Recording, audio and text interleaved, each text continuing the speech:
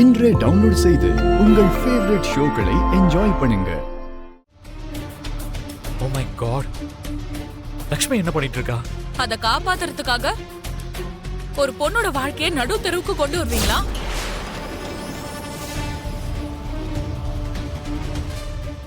காலையில ஏதோ பெரிய பெரிய டயலாக் எல்லாம் பேசுனீங்களே, இப்போ இது என்னது?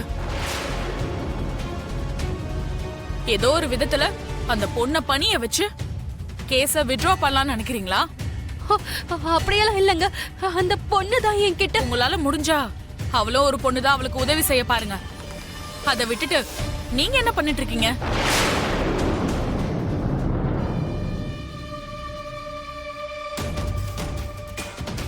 இந்த ஆண் ஆதிக்க உலகத்துல ஒரு பெண்ணோட வாழ்க்கைய அநியாயமா நாசமாக்க பாக்குறீங்க.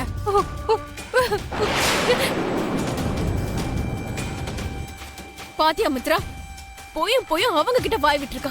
அவங்க விடுவாங்களா? பகைய மனசுல வச்சுக்கிட்டு நம்ம ரெப்யூட்டேஷனை கெடுத்துருவாங்க.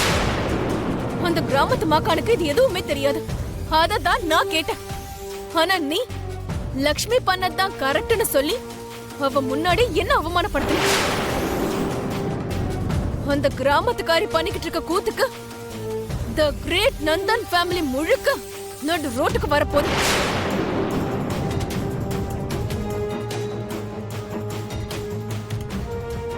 லக்ஷ்மி, நீ என்ன பண்ணிட்டு இருக்க? நீ எதுக்கு அங்க போன? ச்சே.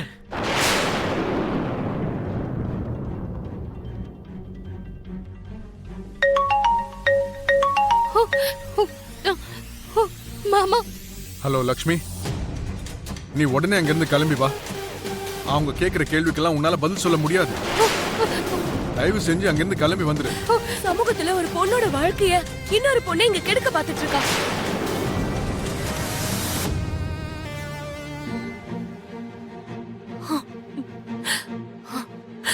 அந்த மித்ரா என்னோட வாழ்க்கைய நாசமாக்குறதுக்கு பார்த்தான். அவன் பொண்டாட்டி என்ன இந்த உலகத்துக்கு ஒரு ஏமாத்தக்காரி நிரூபிக்கிறதுக்கு பாக்குறா.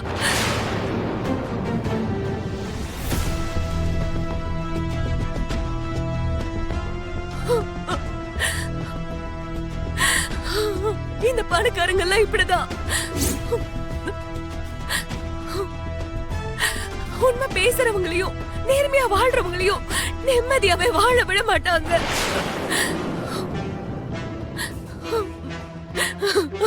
வா.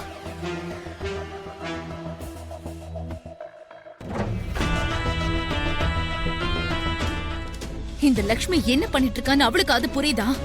மித்ராக்கு ஏற்பட்ட காயத்தை எப்படி சரி பண்றதுன்னு நம்ம யோசிச்சுட்டு இருக்கோம். அவ போய் அந்த காயத்தை இன்னும் பெருசாக்கி இருக்கா. குடும்ப கௌரவத்தை பழைய மாதிரி எப்படி மாத்துறதுன்னு நம்ம யோசிச்சுட்டு இருந்தோம்னா அவ மொத்தத்தையும் குட்டிச்சவராக்க பாக்குறா. அரவிந்தா, கோவப்படாத. லக்ஷ்மி ஏதோ தெரியாம பண்ணிட்டா. கோவப்படாம என்ன நடந்ததுன்னு புரிஞ்சுக்க முயற்சி பண்ணு. எதுவும் தெரியாதப்ப வாயை மூடிக்கிட்டு வீட்ல இருக்கணுங்க. ஆமா, அவ எதுக்கு காலையில ஆபீஸ் போனா? நான் தான் அனுப்பி வச்சேன் அரவிந்தா.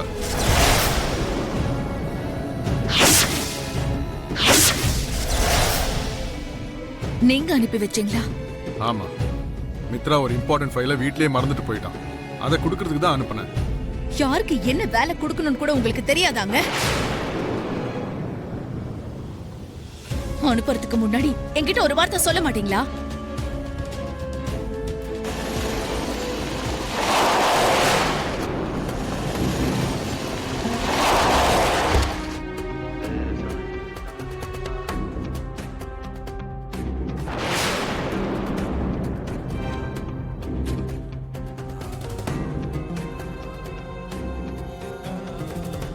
யா கிரண், அந்த பொண்ணு ஒரு ஃப்ராட்ரா. அவ வேணும்னே மாட்டி விட பாக்குறா. 1 செகண்ட் கிரண்.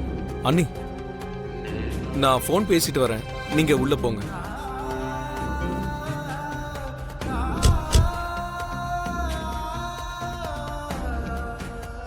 லக்ஷ்மி, நீ என்ன பண்ணி வச்சிருக்கன்னு உனக்கு தெரியுமா?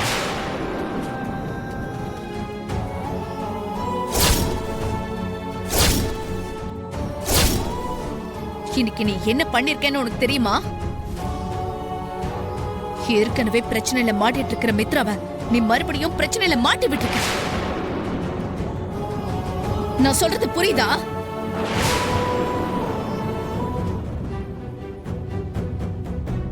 கையால் ஆகாதப்போ எதை பத்தியும் யோசிக்காம வீட்டுக்குள்ள இருக்கணும். என்னால முடியும், அதை பண்ணிடுவேன், இதை பண்ணிடுவேன்னு இறங்குனா இப்படிதான் கேவலப்பட்டு நிக்க வேண்டியதான். ரிலாக்ஸ்.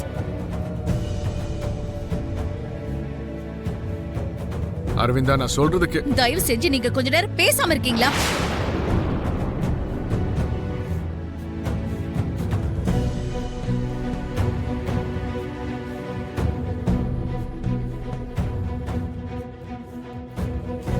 உங்க பையன் எதுக்காக இப்படி பண்ணா? தப்பு பண்ணிட்டான்ல, திமிர் எடுத்துதான் இப்படி எல்லாம் பண்றான்னு சொல்ற 1008 கேள்விகளுக்கு மத்தியில பதில் சொல்ல முடியாம இங்க செத்துட்டு இருக்கும். இப்ப போய் நீ அதை விட அதிகமான கேள்விகளை வீடு வரைக்கும் இழுத்து விட்டுட்ட.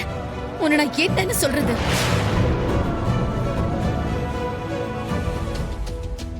மனசுல உன்னை பத்தி என்ன நினைச்சிட்டு இருக்க லக்ஷ்மி?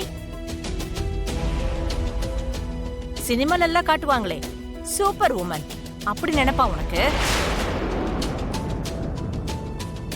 அவங்கதான் ப்ராப்ளம்ஸ் வர்ற இடத்துல எல்லாம் வந்து பவரை யூஸ் பண்ணி கிளியர் பண்ணிக்கிட்டு இருப்பாங்க. அதை பார்த்து நீயும் சூப்பர் உமன் ஆகணும்னு ட்ரை பண்றியா?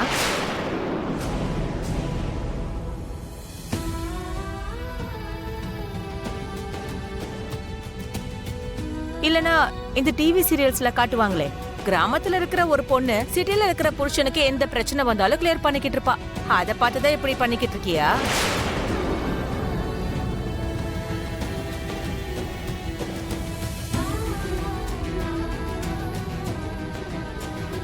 இத பாரு, நீ நடந்துக்க நினைக்கிறதெல்லாம் சினிமாலயும் சீரியல்ஸ்லயும் மட்டும்தான் நடக்கும்.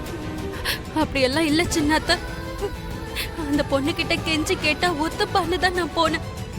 ஆனா அந்த பொண்ணு அப்படியே ஏமாத்துவான்னு நான் கொஞ்சம் கூட எதிர்பார்க்கல. நமக்கு தெரியாத எந்த விஷயத்திலையும் நாம தலையிடக்கூடாது. நாம தெரியாம ஏதாவது பண்ணிட்டா இதோ இந்த மாதிரிதான் விபரீதங்கள்லாம் நடக்கும்.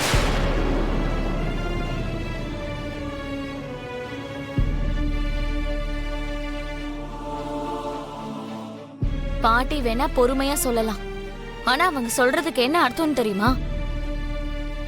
ஒவ்வொரு விஷயத்துக்கும் எல்லாம் எனக்கு தெரியும்னு மூக்க நுழைக்காம வாயை மூடிட்டு ஒரு ஓரமா இருக்கணும்னு அர்த்தம். ஹன்சிகா,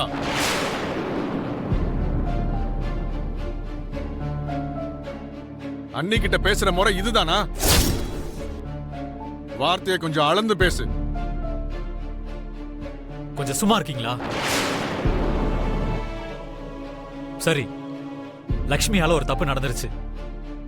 இப்ப அந்த தப்ப 100 தடவை குறை சொல்லி காட்டுறதுனால ஏதாவது பிரயோஜனம் இருக்கா?